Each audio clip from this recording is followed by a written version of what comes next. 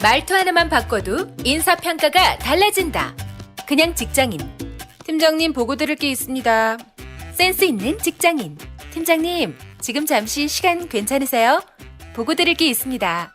볼수록 기분 좋은 사람으로 만들어주는 메이크업 말투 3단계 전략. 직장인 자기계발서 1위. 모든 관계는 말투에서 시작된다. 위즈덤 하우스 미디어 그룹. 다이어트를 위한 꿀팁! 동결건조 채소와 곡물, 단백질, 그리고 효소와 비타민, 미네랄로 만든 다이어트 전용 그린 스무디로 하루 한두 끼만 바꿔 드세요.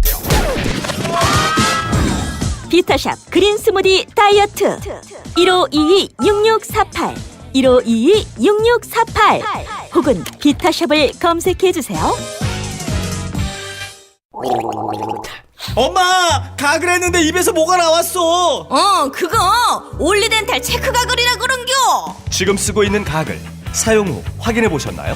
무색소, 무알콜, 무계면 활성제의 올리덴탈 체크 가글은 쉽게 나온 입안의 이물질을 눈으로 확인할 수 있습니다. 딴지마켓에서 판매 중입니다. 한글도 남보다 빨리 깨치고 참 똑똑했는데 갈수록 실력이 뒤처지는 것 같아 걱정이에요. 혹시 초등학교 교과서 본 적 있어요? 어려운 어휘가 너무 많아요. 학교에서는 어휘 개념을 하나하나 설명해 줄 시간이 정말 부족하잖아요. 그럼 어떡하죠? 내 아이의 어휘만큼은 내가 책임져야죠. 어휘 공부의 정성. 초등어휘 3천, 초등어휘 5천. 검색창에 초등어휘 3천을 쳐보세요.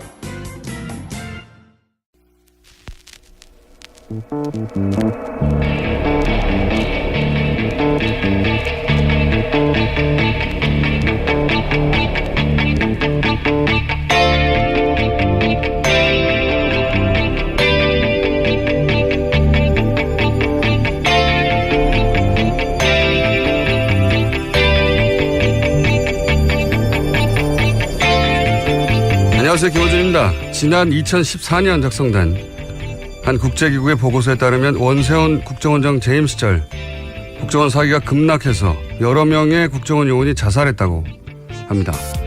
또한 보고서는 당시 국정원이 정보활동의 실패, 정보의 정치와 국내 정치 개입의 3대 병적 증상을 앓고 있었고 그 원인은 원세훈 원장이 능력 밖의 일을 맡아 정보기관을 어떻게 운영해야 하는지 전혀 몰랐기 때문이라는 고위 관료의 말도 인용하고 있습니다.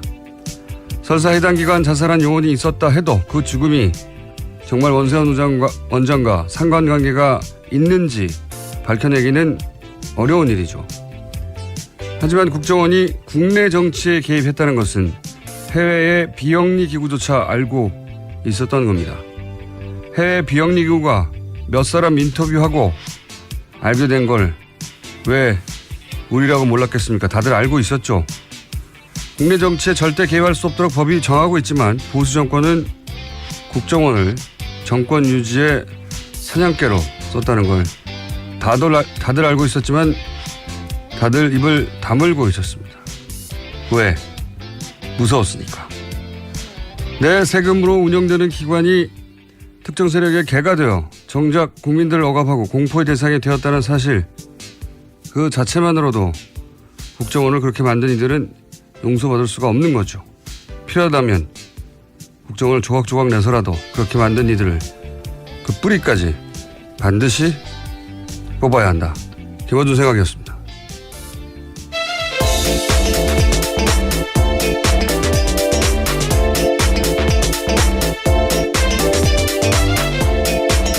시사인의 김은지입니다. 자, 이런 보고서가 있었네요. 네, 어제 나온 건데요. 브뤼셀에 있는 분쟁 예방 비영리 기구인 국제위기그룹, 줄여서 ICG라고 부르는 단체에서 나온 보고서입니다. 원래 이 보고서 같은 경우 이미 알려진 바가 있는데요. 이러한 각주 내용이 이번에 새롭게 나온 겁니다. 그러니까요. 저도 봤더니 본문이 아니라 각주에 10명의 국정요원이 자살했다. 그 시기에. 예. 그런 내용이 있네요. 물론 국정원에서는 확인해 줄 수 없을 테고 이 기관은 좀 찾아보니까 조지 소로스가 초기 펀딩을 한 기관이었습니다. 한 20년 됐고. 그러니까 아주 뭐랄까요. 세계적으로 큰 규모는 아니더라고요. 예. 그런데 그런 비영리 국제기구에서도 알 수 있는 사실을 우리가 몰랐겠어요. 네, 이미 2014년에 나온 건데요. 제목조차 한국정보기관 병적 증상의 위험성이라는 보고서입니다. 국정원이 국내 정치에 개입했다는 것은 이런 중규모 정도 되겠더라고요. 찾아보니까. 중간 규모의 비영리 국제기구에서도 알고 있었던 겁니다. 우리도 다 알고 있었죠, 사실은. 근데 말을 못했죠. 예. 증거를 내놓으라고 하면 증거를 어떻게 내놓습니까? 지금 정권이 바뀌고 나서도 이렇게 어렵게 찾아가고 있는데. 자, 관련해서 국정원 관련 뉴스가 제법 어제 많이 나왔죠? 예. 네, 많습니다. 우선 이명박 정부 당시에 국정원의 심리전단 활동 상황 담긴 보고서를 중앙일보가 보도했는데요. 해당 보고서에는 여론전 방법 성과 이런 내용들이 있습니다. 당시 국정원이 좌티즌, 그러니까 네티즌이라는 말을요, 좌자를 바꿔서 넣은 건데요. 이 용어 등을 만든 직접적인 정황들이 나왔다라는 건데, 이 용어들이 좌파 공격 심리전 용어 개발 확산의 예시로 해당 보고서에 나와 있다라는 겁니다. 사대강을 공격해도 좌파라고, 좌티즌이라고 그랬었어요. 예. 국정원이 프레임을 만들고, 그리고 그 프레임에 맞는 용어를 만들고, 그걸 이제 댓글 부대를 통해서 유포하고. 그렇죠. 거기서 그치지 않죠, 사실은. 그거를, 언론을 통해 다시 2차 보도되도록 하는 일도 했었다고 저는 알고 있는데. 그러니까 네, 그래서 해당 보고서를 보면요. 네. 자신들이 널리 배포했던 해당 게시물에 대해서 이것이 기사를 어떻게 다뤘는지에 대해서도 보고서가 쓰여 있습니다. 그러니까 관계를 맺고 있던 기자나 매체 중에 자신들이 영향을 미칠 수 있는 곳에 이걸 기사로 만들어내도록 2차 유포도록. 그러면 이제 저는 이런 뉴스를 볼 때마다 드는 생각인데 국가기관 뭐 언론사 손이 뻗치지 않은 곳이 없지 않습니까? 국정원이 그렇게 통제하려고 했고 이런 프레임을 유포하라고 했는데 그럼 그런 기사들이 노출되는 게 포탈이에요. 한국에서는. 예. 포탈에 영향력을 끼치려고 하는 것은 안 했을까 하는 의구심이 강력하게 드는 거죠. 포탈이 그냥 일개 사기업의 홈페이지예요. 생각해 보면 언론사도 국가기관도 뭐 여러 힘 있는 기관들에 대해서도 영향을 미치는데 포탈이 영향력은 대단한데 그 홈페이지는 그냥 사기업의 홈페이지거든요. 그런 유혹을 느끼지 않았을까. 가장 강력한 유포 수단인데. 뭐 정치, 법으로 못하게 돼 있는 국내 정치 개입도 서슴없이 해왔지 않습니까? 오랜 세월. 예. 그렇죠. 지금까지 드러난 바만 하더라도 어마어마합니다. 그런데 포탈은 절대 건들면 안 돼. 스스로. 안 되지. 거기는. 이라고 스스로 그렇게 자제했다. 이거 믿기 힘들거든요. 예. 그런 합리적 의심이 들 수밖에 없습니다. 아직은 뭐 그런 뉴스는 없긴 합니다만 오랫동안 가져온 의구심입니다. 자, 또 관련 뉴스 이어가 보면 어떻습니까? 또 뭐가 있나요? 네. 이어서요. 국정원 내부 문건 또 내용이 있습니다. 원세훈 전 원장이 재임 시절에 간부회의에서 시국선언을 한 교수들을 겨냥해서 다 정리하라는 발언도 있다라는 건데요. 2009년 6월 19일 관련된 모두 말씀 녹취록에 따르면입니다. 원 전 원장은 각 부문 대학에서 교수들이나 전교조까지 나서서 시국선언을 한다는데 여러분들이 다 정리하는 맨 앞장에 서서 일해줘야 된다라고 이야기하고 있습니다. 당시에는 교수, 종교계 인사, 전교조 소속 교사들의 시국선언이 잇따랐었는데요. 실제로 원 전 원장의 발언 이후에 교육과학기술부는 전국 시도부 교육감 회의를 열어서요. 시국선언 참여했던 전교조 소속 교사에 대해서 징계 조치 요청했습니다. 그때 전교조 소속 교사 17,000명 전원을 징계하라고 요청했어요. 전원을. 그리고 교수들이 이제 그때 시국선언을 많이 하니까 뭘 했었냐면 대학 총장 400명이 기자회견을 합니다. 시국선언 자제하라고. 네, 전현직 총장입니다. 예. 그러니까 제가 이제 다시 한번 포탈 얘기를 하자면 대학 총장 400명을 모아서 시국선언을 하지 말라고 움직인 기관이 국정원이에요. 근데 왜 일개 사기업의 홈페이지는 전혀 개입하지 않았을 거라고 생각할 수 있겠습니까? 네. 어떤 식으로 어떤 방식으로 했는지 모르겠지만 영향력을 미쳤을 것이라는 강력한 의구심이 있습니다. 뭐 이렇게 지금 한참 국정원 TF가 움직이고 있으니 조만간 단서가 나오겠죠. 대학 총장 400여 명을 어떻게 이렇게 기자회견을 하도록 했을까요? 네, 방법이 참 궁금해요. 그리고 국정원 힘이 셉니다. 네. 자, 다음 뉴스는요. 네, 계속해서 관련된 수사 소식 전해드리면요. 이명박 정부 시절에 국정원 댓글 부대에 단가도 나왔다라는 JTBC 보도가 있습니다. 다른 사람의 게시물이나 댓글에 찬성이나 반대를 눌렀을 경우에는요. 건당 500원입니다. 하지만 댓글을 직접 쓰면 5,000원, 그리고 게시물을 직접 작성하면요. 10,000원 이상을 지급하는 식으로 운영됐다고 합니다. 또 한 가지 이제 이런 뉴스가 계속해서 나오고 있는데 궁금한 것은 지금은 없는가 하는 거예요, 저는. 예. 10여 년 가까이 특정 세력을 위해서 활동해 왔던 조직이 있지 않습니까? 다 갑자기 사라졌는가? 국정원이 상당 부분 외주화한 인력도 있고, 그리고 거기에 양지회 이야기도 계속 나오지 않습니까? 양지회는 뭐 자체적인 예산도 있고, 그리고 아예 오비가 된 사람들은 사업도 운영하고 있거든요. 예. 자금이 꼭 국정원에서만 나오는 건 아닐 것이다. 거기에서만 직접 나오는 게 아닐 수도 있다는 생각도 들고, 갑자기 다 사라졌냐, 그 많던 사람들이. 아직도 활동하고 있는, 조직이나 사람들은 없는지 궁금합니다. 이런 뉴스가 나올 때마다. 뭐, 건당 5,000원, 10,000원 받고 하는 사람들은 더 이상 안 할 수도 있죠. 예. 두 가지가 궁금합니다, 저는. 이런 뉴스를 볼 때마다 과연 모든 게 다 사라졌는가? 아니면, 그리고 동시에 포탈들을 어떻게 하고 싶은 유혹은 느꼈을 거라고 봅니다. 근데 느낀 유혹을 어떻게 했나, 실제로 실행에 옮겼나 하는 게 궁금증의 대상인데, 앞으로 뉴스가 나오긴 나오지 않겠는가 이제 짐작합니다만. 다음 뉴스는요. 네, 검찰이 관련자들을 계속해서 소환하고 있습니다. 소환자 중에는요, 퇴직한 영관급 장교 등 다수가 있습니다. 댓글부대 팀장으로 활동한 대령 등 영관급 장교 5명과 부사관 1명이 포함되어 있다고 KBS가 보도했는데요. 검찰은 팀장들이 알고 지내던 예비역 군인들을 팀원으로 모아서 군부대처럼 조직적으로 운영했다라고 판단하고 있습니다. 이런 게 내란 선동이죠. 군인 출신들을 뿌리까지 뽑아야 한다니까요. 너무 부끄러운 얘기도 합니다. 그냥 예비역 사병들도 아니고 장교 영관급을 데리고 와서 댓글 부대를 시킨 거예요. 이게. 그것도 장교 5명. 뿌리를 뽑아야 한다고 봅니다. 정말 철저하게. 아무리 오래 걸려도. 또 있나요? 관련 뉴스가? 네, 또 검찰이 관련된 압수수색도 진행했는데요. 그중에서 대형 포털 사이트 업체도 들어가 있다고 합니다. 네이버 다음 네이트 이렇게가 대상인데요.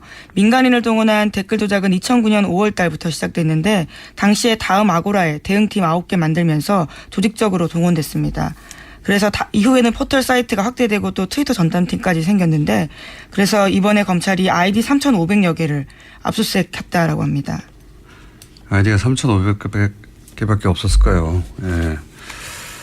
한 사람이 아이디를 만드는 게 무한대잖아요. 물론 직접 자기 주민등록번호로 만들 수 있는 숫자는 한정돼 있지만 뭐 주변의 친척이나 친구들이나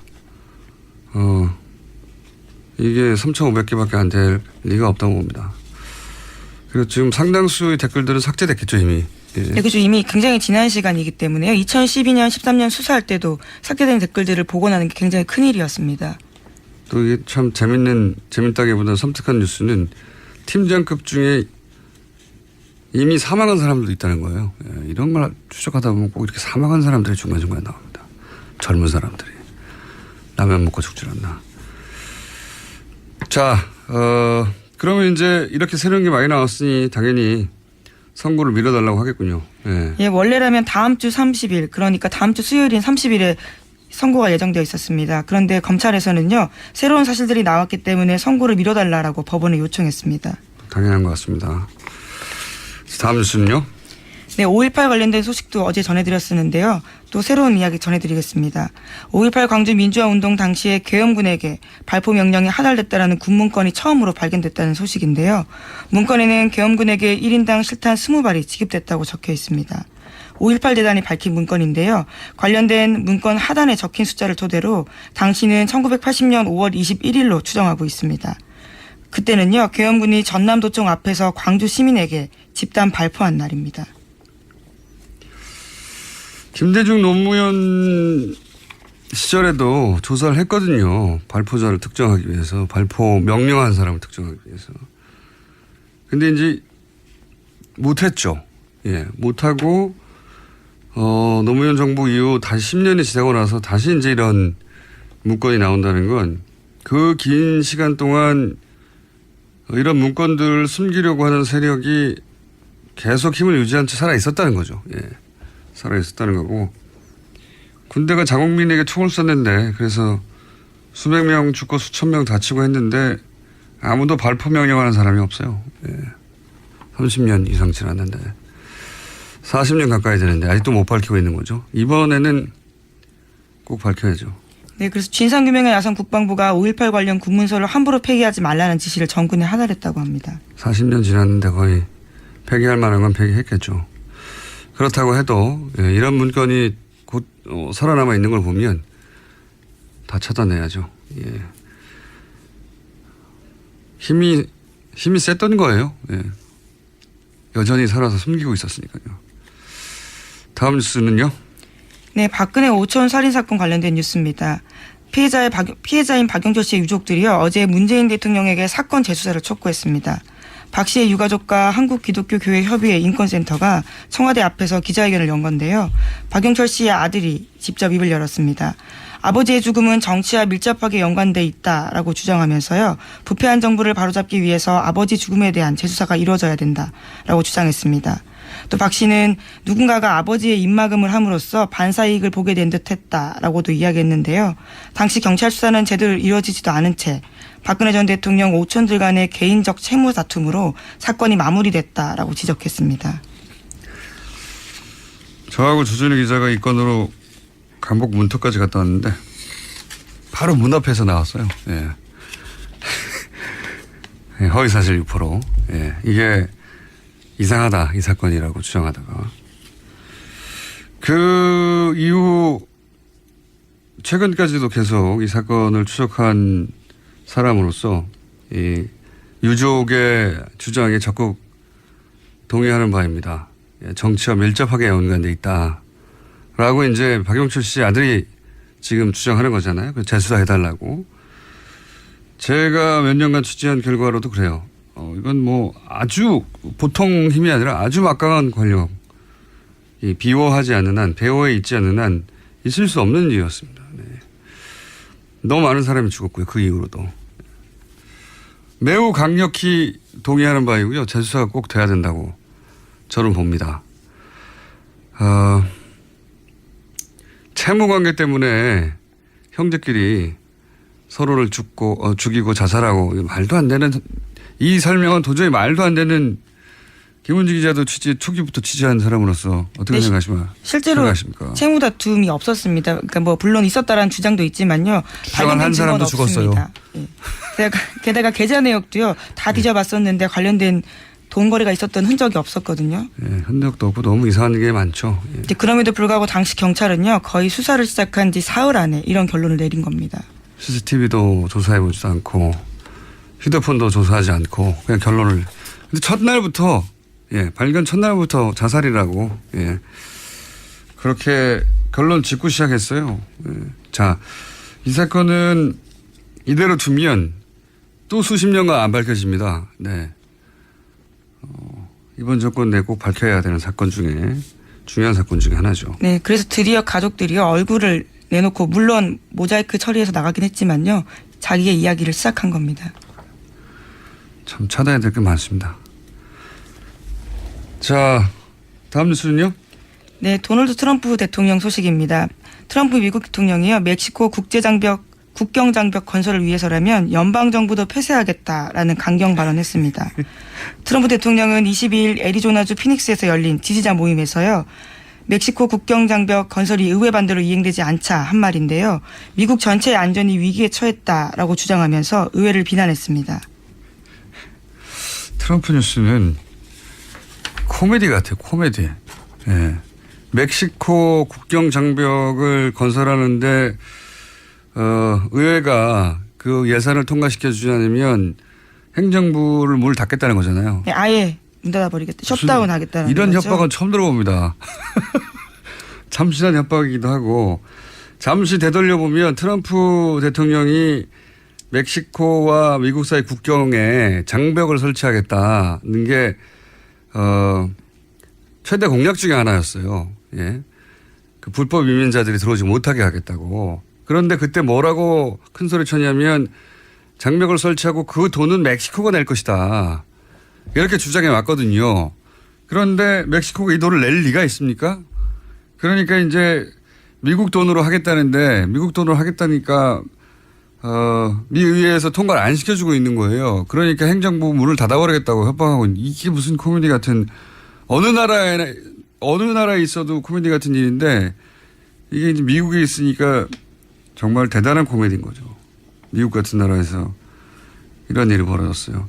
게다가 올해 1월이었던가요? 그 멕시코 돈으로 하겠다고 큰 소리 친 그때부터 이게 멕시코 돈으로 할 수 없다는 걸 자기도 알고 있었고 이게 다 거짓말이었다는 게 그 워싱턴 포스트인가 보도에 의하면 트럼프가 멕시코 대통령에게 전화를 해가지고 내가 멕시코가 돈을 낼 거라고 할 테니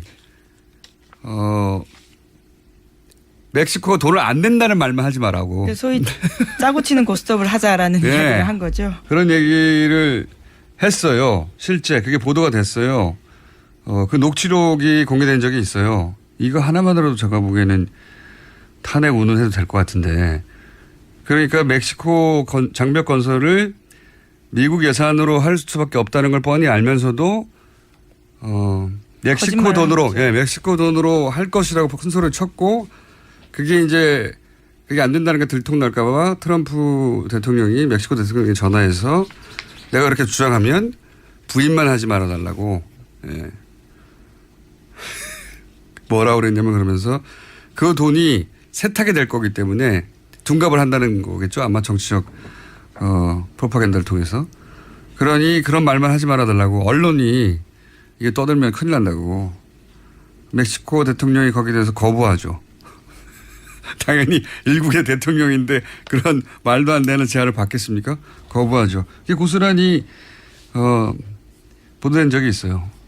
예, 그래서 다음 달 30일까지 멕시코 장벽 건설 예산안 통과 안 되면요. 실제로 미국은 10월 1일부터 연방정부 업무가 일부분 정지됩니다. 아, 참 웃긴 사람입니다. 지난 일주일간 뉴스 중에 좀 중요했는데 다루지 못하고 넘어간 뉴스가 아프간 파병의 이유인데 시간이 없네요. 예. 한 가지만 언급하고 지나가면 왜 미국이 아프간에 다시 추가 파병을 했을까? 오바마 때도 이제 끝났다고 했거든요. 트럼프 대통령도 해외 파병 안 한다고 했는데 갑자기 파병을 했어요. 추가로. 여러 가지 이유가 있지만 그건 전문가가 다루게 될 것이고. 히토류라고 있습니다.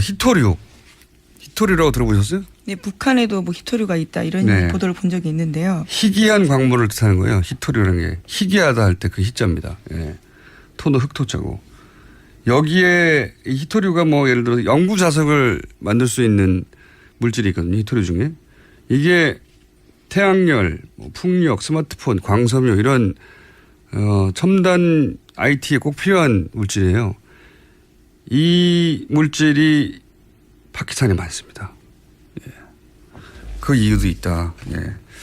요건 다음 주에 한번 자세히 다뤄보겠습니다. 한 가지 분명한 건 미국이 아프간 국민들 삶을 위해서 이러는 건 아니라는 거죠. 예. 거기 간 거는. 미국이 왜 아프간 국민들 삶을 자기 돈을 써가면서 살피겠어요. 예. 자기들 국민들 다 못 챙기는데. 돈 때문에 가는 거다. 여기까지 하겠습니다. 시사인의 김은지였습니다. 감사합니다. 골반 잡자 바로 잡자 바디로직 허리 통증 바로 잡자 바디로직 2017년 쿨 썸머 바디로직 라이트 출시. 통기성이 좋아 땀 걱정 없이 한여름에도 쾌적하게. 입은 듯 안 입은 듯 가벼움의 신축성은 그대로. 자세가 좋아지는 골반 교정 타이즈 바디로직 검색창에 골반 교정 바디로직 라이트. 아무도 묻지도 따지지도 않고 가입하셨다고요? 보험은 너무 어려워요. 걱정 마십시오. 마이보험 체크가 도와드립니다. 1800-7917 마이보험 체크로 지금 전화주세요. 1800-7917 이미 가입한 보험이나 신규 보험도 가장 좋은 조건을 체크해서 찾아드립니다. 인터넷 한글 주소 마이보험.com 또는 카카오톡에서 아이디 검색 마이보험을 친구 추가하여 상담하실 수 있습니다. 모닝똥? 제겐 사치였죠. 내가 토끼인지 토끼똥이 나인지. 내가 변을 본 것인지 변을 당한 것인지 나는 바나나이고 싶다. 간혹 구렁이이고도 싶다. 미궁 대장사랑 빅똥의 추억 미궁 대장사랑이 찾아드립니다. 혈중 콜레스테롤 개선과 배변 활동에 도움을 주는 건강기능식품입니다. 검색창에 미궁 대장사랑. 미궁 장사랑 이름 바꿨어요. 프로바이오틱스 12종 추가. 미궁 대장사랑.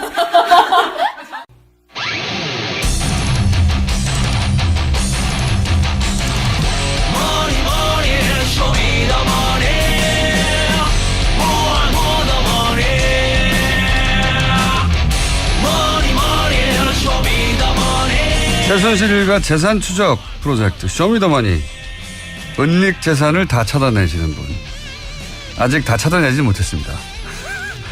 찾아내실 예정인 분입니다. 안원구 전 대구지방국세청장님 나오셨습니다. 안녕하십니까? 안녕하십니까? 네, 저희가 이 종잣돈 추적 중에 추적하다 보면 이명박 전 대통령과 연결되는 고리가 조금씩 등장한다 이런 말씀하신 적이 있어요. 네. 그렇죠? 그리고 또 최근 들어서 이명박 전 대통령 뭐 댓글 부대도 그렇고, 예. 또 주진우 기자가 주초에 등장해가지고 BBK 이야기를 다시 꺼냈던 바도 있고 해서 저희가 이제 언젠가는 할 거라고 생각해 왔던 안원구 전 대구지방국세청장님께서 대구국세청장 시절 차기 국세청장이라고 물망에 오르고 다들 그렇게 생각하다가 어느 날 갑자기 감옥에 가버렸어요. 그 감옥에 가게 된 사건이 바로 이 BBK와 대단히 밀접한 관계가 있습니다. 해서 오늘은 그 얘기를 좀 해볼까 합니다. 감옥에 가시게 된 사건은 지금은 가물가물하실지도 모르겠는데 BBK라는 사건은 도곡동이라고 하는 곳의 땅 판매하고 매우 밀접한 관계가 있습니다. 그렇습니다. 왜 밀접한 관계가 있는지 한 줄로 요약하면 도곡동 땅을 팔아서 그 돈이 다스라고 하는 자동차 시트 커버 만드는 현대자동차 납품회사 이명박 대통령이 자기 거 아니라고 주장하는 절대 자기 거 아니라고 주장하는 그 다스에 그 돈이 들어갔고 그 다스에서 돈이 190억이 BBK로 갔거든요. 그렇습니다. 그래서 도곡동 땅 주인이 다스 주인이고 다스 주인이 BBK 주인이다. 이게 공식이 성립돼요. 예, 그렇습니다. 네.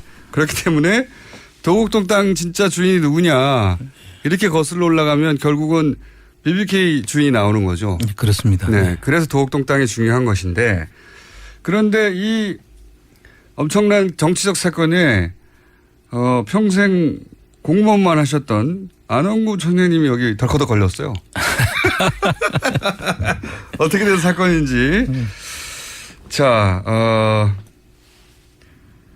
그 대선 때 그렇게 얘기했죠. 이명박 전 대통령이 내가 BBK 주인이면 대통령 그만두겠다. 네. 그런 말까지 했을 정도로 절대 부인했던 그렇습니다. 사건인데 그런데 이제 도곡동 땅 주인이 이명박 전 대통령이라고 하는 전표 그렇게 표시가 된 전표가 있었고 그거를 본인이 원하지 않았는데 봐버린 거죠. 그렇습니다. 원하지 않았는데 찾은 게 아니라 그냥 봐버린 거죠. 예. 그때를 좀 설명해 주십시오. 예. 그 2007년 한 7, 8월경으로 지금 기억이 되는데 한 10년 정도 됐죠. 됐는데 그 당시에 제가 이제 그 포스코 건설 그렇게 도곡동 땅을 산 회사가 포스코 건설입니다. 그 회사를 정기 세무조사를 하고 있었어요. 정기 세무조사. 대구지방국세청에서. 그 예정돼 있던 정기 세무. 그렇습니다. 그래서 그걸 조사를 하고 있는데 그 과정에서 갑자기 이제 그 조사국장과 조사과장 그다음 팀장이 저한테 급한 보고가 있다고 해서 제 방을 들어오게 됩니다. 그래서 이제 보고를 받아 보니까 지금 아까 이야기하신 그 전표 만 아니고 몇 가지 서류가 더 첨부된 도곡동 땅 문서라고 하는 게 이제 하드카바에 무슨 색깔이었습니까? 노란 색깔이었던 걸 기억을 하는데요.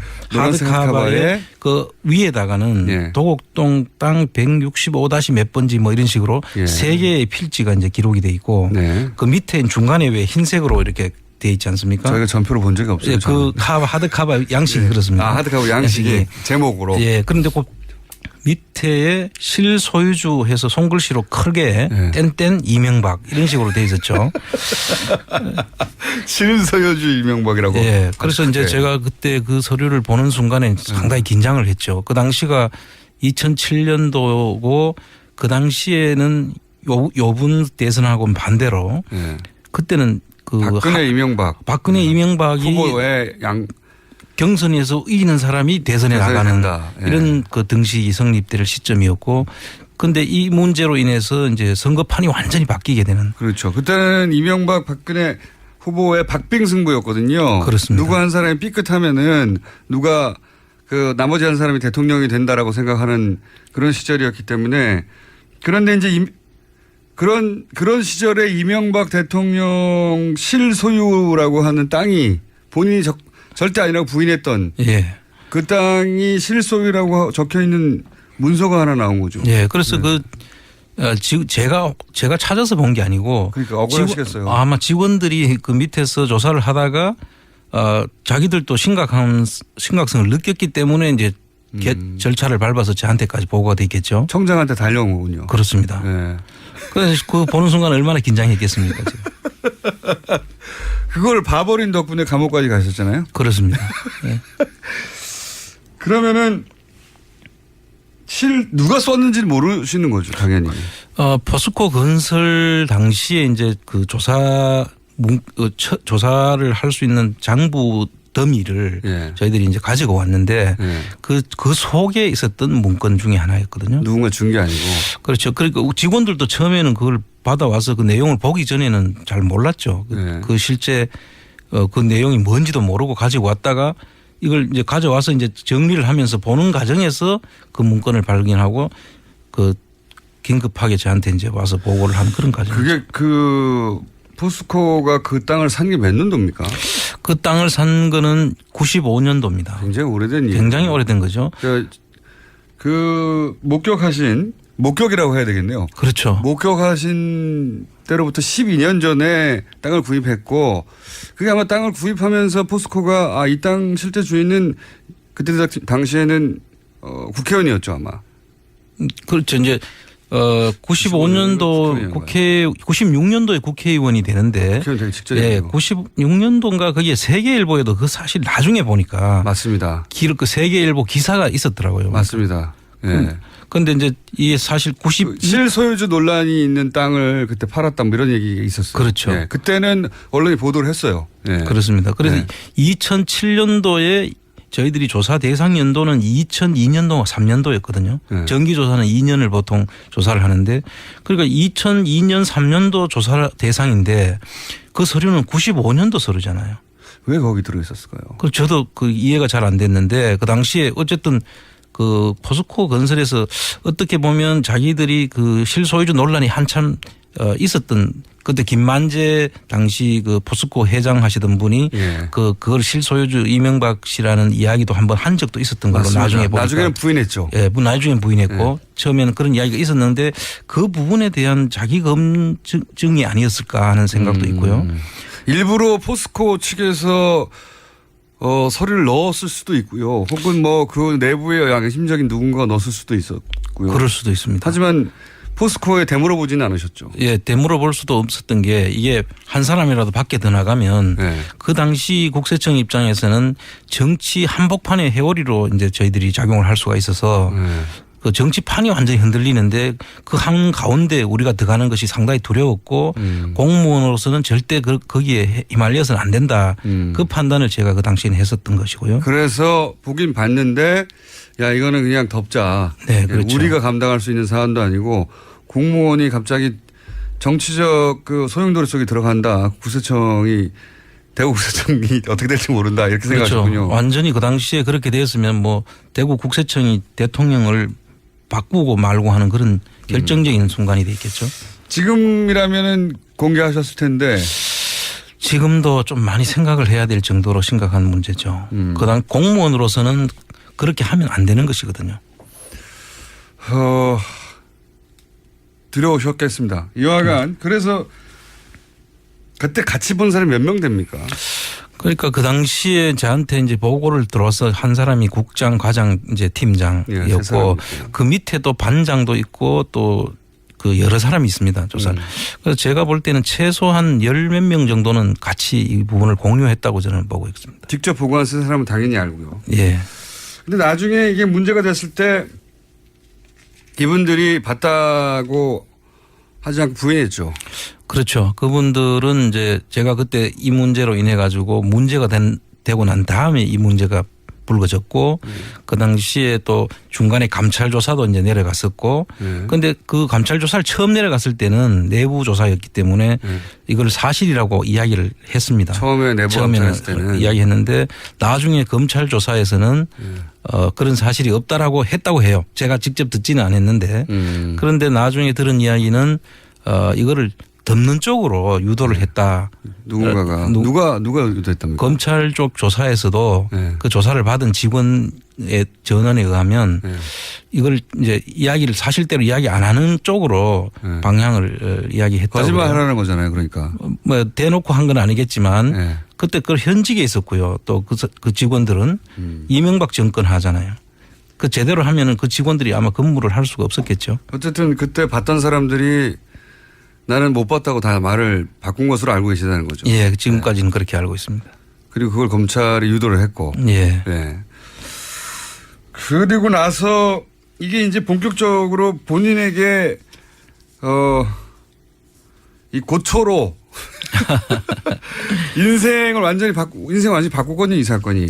인생을 바꾼 고초가 되기 시작한 게 어느 시점에 어떤 일로 되기 시작한 거예요? 근데 제가 그 이야기를 이제 감찰 직원이 이제 내가 MB 뒷조사를 한 사람이라고 이제 그 청와대 그에다가 보고가 돼 있었다는 거예요. 그래서 조난 자료에 나는 이명박 뒷조사를 한 사람이니까 이명박 정권 하에서 당신이 어떻게 얘기를 근무할 수 있겠느냐. 그래서 그런 얘기를 들으셨어요? 예, 사퇴를 하라. 그래서 아니 내가 그 뒷조사를 한 적도 없지만 또 뒷조사를 안 했다는 그거를 내가 반증하는 이야기를 할 수도 있다. 그래서 제가 전혀 그 이야기를 하지 말라고 했던 이야기를 내부적으로 제가 이야기를 하게 됩니다. 뒷조사를 했다고 저를 몰아붙이기 때문에.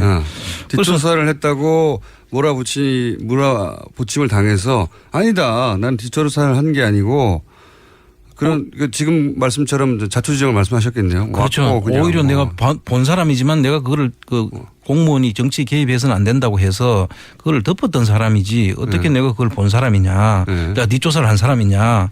이렇게 이야기를 하고 난 다음부터 그걸 전부 다 방향이 바뀌어집니다. 오히려 내가 그런 본 사실을 가지고 내가 이명박 정권하고 맞서려고 한다.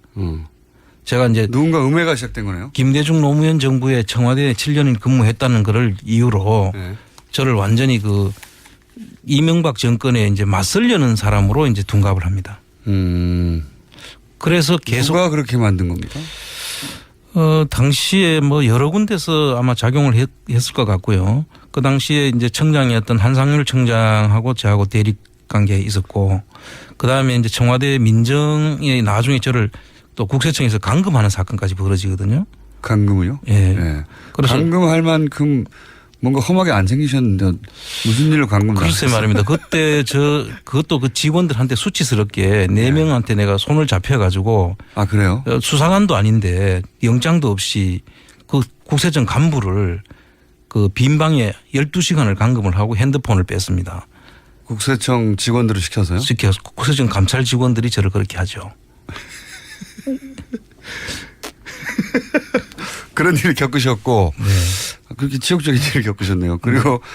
그리고 나서 한편으로는 그런 얘기도 세간에 있지 않습니까? 한상률 청장이 본인이 국세청장이 되기 위해서 그 이전에 국세청장 1순위로 꼽히던 청장님에 대해서 이렇게 음해를 한 게 아니냐라고 하는 세간의 루머도 있었지 않습니까?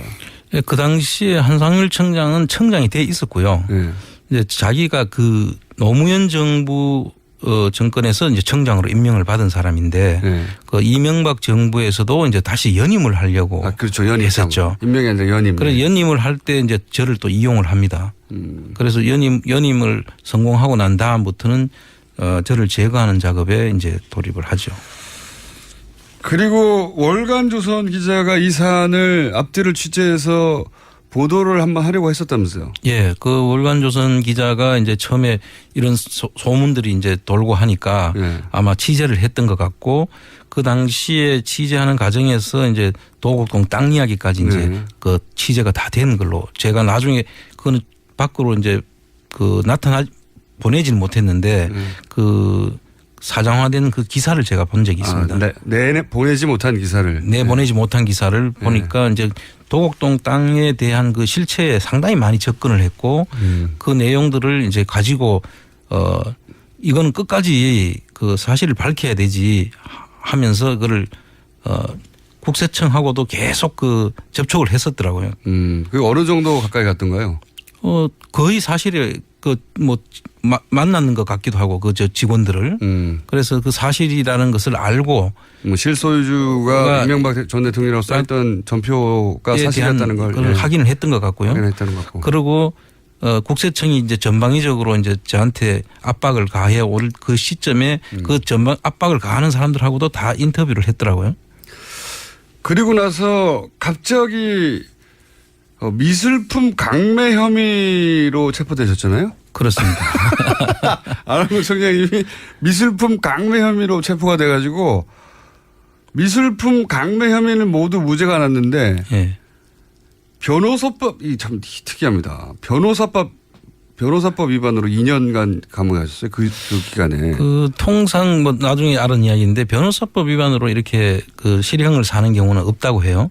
그리고 이것도 변호사법 위반도 정말 이해할 수 없는. 변호사가 아니신데 어떻게 변호사법 위반이죠? 이렇게 구성을 했던 것 같아요. 그 당시에 이제 친구한테서 돈을 빌린 게 이제 물론 집사람이 빌렸는데 빌리면서 이제 그 차용 증서도 쓰고 다 가지고 있고 우리가 빌렸다고 했고 수사를 빌려준 사람도 빌렸다고 했고 빌려준 사람도 빌려줬고 우리도 빌렸다고 했고 그게 다 미리 이제 다 이야기가 된 상황인데 다 있는데 계속 그 확인하니까 사실이 자꾸 맞아지잖아요. 빌려준 거 맞고 차용증도 그 자기들이 가서 압수수색 해가지고 찾아낸 차용증인데 그 상대방 그 빌려줬다는 친구. 뭐가 문제가 된 거죠, 근데? 근데 이제 나중에 계속 빌려줬다고 하니까 그럼 안 주면 안 받으려고 했다라는 말을 그래서 기록을 받아낸 거예요. 안 주면 안 받으려고 했다.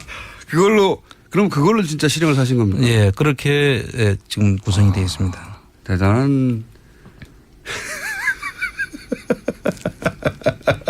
그 기자는 왜 월간조선 기사를 왜 못 냈답니까?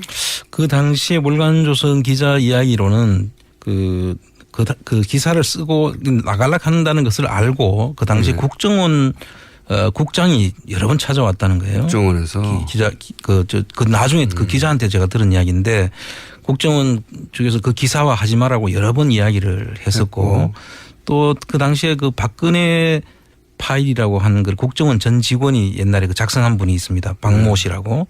그분이 자유총연맹에 있었는데 그분조차도 또 전혀 관계가 없을 것 같은 그분이 또 거기 찾아왔더라는 거죠. 그래서 그 기사화 못하게 여러 번 이제 막았고. 청와대에서는 청와대 그 대변인실에서도 그 청와대 대변인실에 있는 그 기자가 그걸 또 와서 아는 그 기자하고 서로 알고 지내는 사이인데 그 기사를 하지 말라고 이야기를 들었다. 청와대 대변실에 있던 전직 기자가. 그래서 아마 전방위로 아마 이 내용을 막으려고 했던 것 같습니다. 여하간 그거를 우연히 본 결과로 이제 강제 퇴직을 당하시고 그리고 미술품 강매 혐의로 일단 체포되신 다음에 그거는 무죄가 난 다음에 없으니까 돈을 빌린 거를 변호사법 위반으로 해서 2년 시형을 만기로 채우셨죠? 그렇습니다.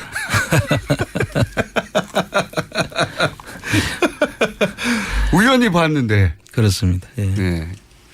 자, 그러면 다시 돌아가서 그러면 도곡동 땅의 실제 소유주는 누구냐. 이 문제를 그 이후로 이제 내가 직접 밝혀야 되겠다는 생각을 알 수가 없지 않습니까? 그렇습니다. 이게 사실 출발점이지 않습니까? 네. 도곡동 땅 아까 하셨듯이 네. 도곡동 땅 주인이 그 BBK 주인이 되는 이런 등식이 성립되지 않습니까?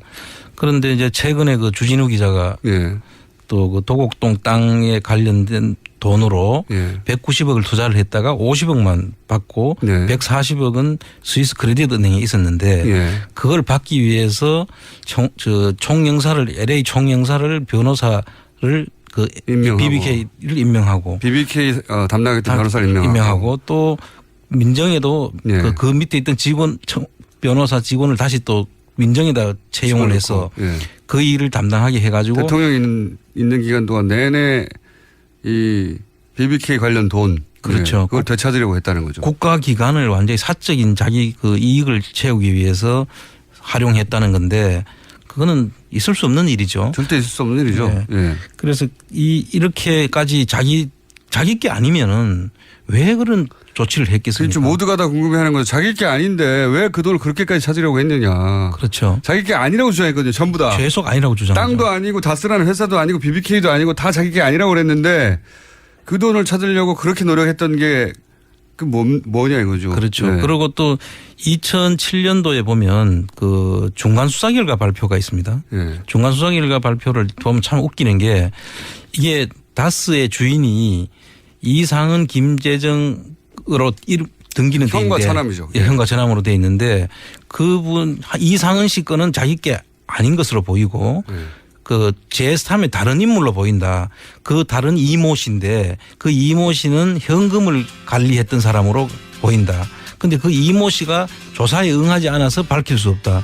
그렇죠. 그 이모 씨가 누구냐 이거죠. 오늘 여기까지 하겠습니다. 안원구 청장이었습니다.